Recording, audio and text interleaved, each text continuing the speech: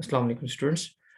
जैसा कि previous lecture में हम बात कर रहे थे कि अब हम उन फीचर्स, उन कैरेक्टरिस्टिक्स की तरफ देखेंगे जो कि फिश की सक्सेस के लिए हेल्पफुल थे या जो कि फिश की सक्सेस के लिए इम्पोर्टेंट साबित हुए।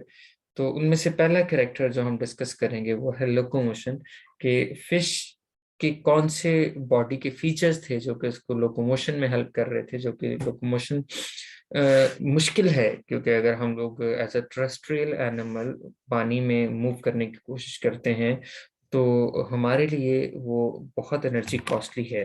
और अगर हम कंपैरिजन करते हैं फिश का किसी भी टेरेस्ट्रियल एनिमल के साथ, के जैसे फिश पानी के अंदर मूव करती है और एक टेरेस्ट्रियल एनिमल जो है वो लैंड पे मूव करता है, तो लैंड पे मूवमेंट जो है वो काफी एनर्जी कॉस्टली है, जबकि फिश की जो वाटर के अंदर मूवमेंट है फिश के लिए इतनी एनर्जी कॉस्टली नहीं है।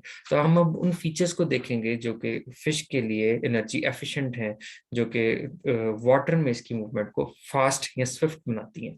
नंबर वन, कि हमारे पास जो है फिश के ऊपर हमारे पास म्यूकॉइड सेक्रीशंस हैं और इसकी बॉडी स्ट्रीमलाइंड है। स्ट्रीमलाइंड बॉडी भी जो है वो फ्रिक्शन को या रेजिस्टेंस को कम करने की हेल्प करेगी, और जो म्यूकॉइड सेक्रीशंस हैं और जो स्केल्स की प्रेजेंस है वो भी हेल्प करेगी इसको वाटर में तेज मूव करने के लिए और एनर्जी एफिशिएंटली मूव करने के लिए। इसी तरह से वाटर की जो बायंट प्रॉपर्टीज हैं जो कि चीज़ों को खुद तैरने में हेल्प कर रही हैं, वो भी इस काम में कंट्रीब्यूट कर रही हैं।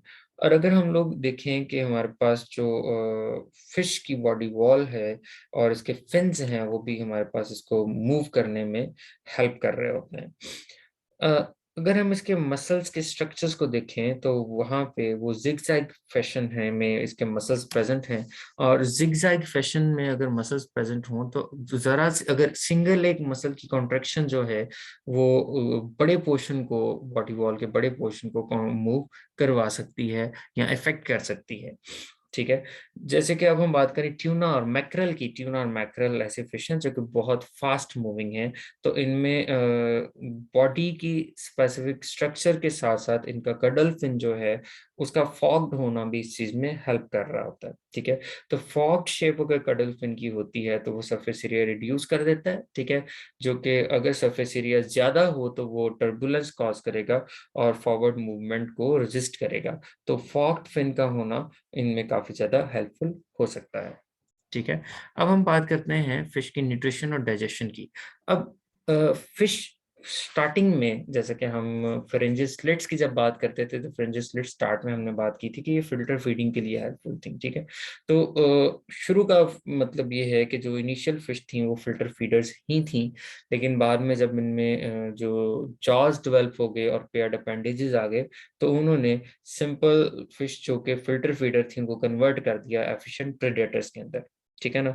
तो इनमें से कुछ जो हैं फिश, उनके टीथ जो हैं वो कोन शेप्ड हैं। ठीक है। और उनमें हमारे पास एक ही जो जॉ के अंदर एक ही तरह की जो लॉ है हमारे पास लेंथ में, इसके जो टीथ मौजूद हैं, इस कंडीशन का हम होमोडोंट कंडीशन कहते हैं कि एक ही तरह के सारे टीथ मौजूद होंगे।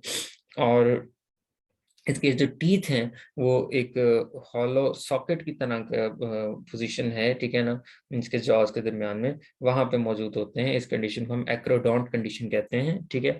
और इनके जो जॉज हैं वो कवर होते हैं वो सीमेंट लाइक मटेरियल से। ठीक है। अब यहाँ पर उसने कहा है कि जो मोस्ट मॉडर्न फिशेज हैं ये प्रेडेटर्स हैं और ज्यादातर अपना टाइम जो है वो फूड को सर्च करने में ही गुजारती हैं। ठीक है।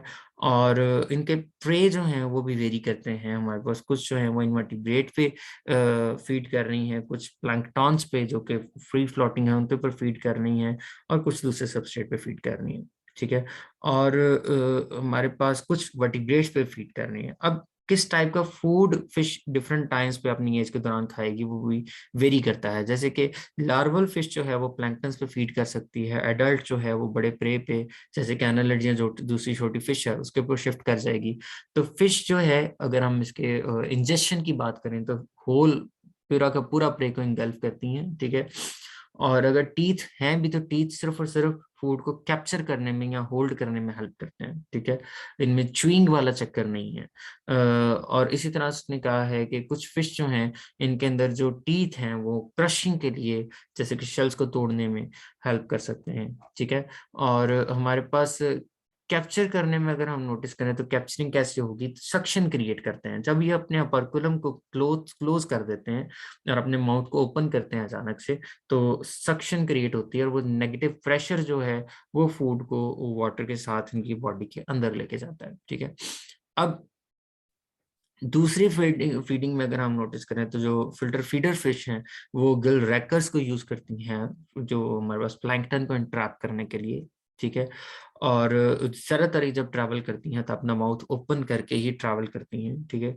और बहुत ज्यादा जो प्लैंकटन है उनको ये कैप्चर कर सकती हैं। इस तरह से कुछ और फिश जो हैं जैसे कि कार्प है, ये हमारे पास छोटे एनिमल्स या प्लांट मटेरियल पे फीड कर रही होती है। इस तरह लैम्प्रेस जो है, जैसे कि हम स्टार्ट में पढ़ चुके हैं कि ये पैरासाइट हैं और दूसरे जो फिश हैं उनके ऊपर रह रही हैं और उनसे ब्लड सकिंग कर रही हैं, ठीक है ना। और हमारे पास जो ज्यादातर जो कुछ फिश जो हैं a few are primarily herbivores feeding on plants, और बहुत कम है जो कि प्राइमरीली हर्बीवोर्स एंड प्लांट्स पे फीड कर रही हैं। अब फिश का डाइजेस्टिव ट्रैक्ट जो है वो भी दूसरे वर्टिब्रेट्स जैसा ही है, वहां पे स्टमक भी मौजूद है जो फूड को स्टोर कर रहा है, ठीक है ना।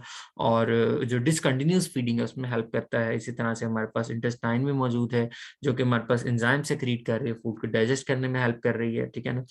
और इनमें स्पाइरल वेल्व भी है, ठीक है, इंटेस्टाइन के अंदर, जो कि हमारे पास इंटेस्टाइन की आउट पॉकेट्स हैं पाइलोरिक सिका, वो भी इसमें अब्जॉर्प्शन में और हमारे पास जो सेक्रेटरी सर्फेसिस को इंक्रीज करने में हेल्प कर रहे होते हैं।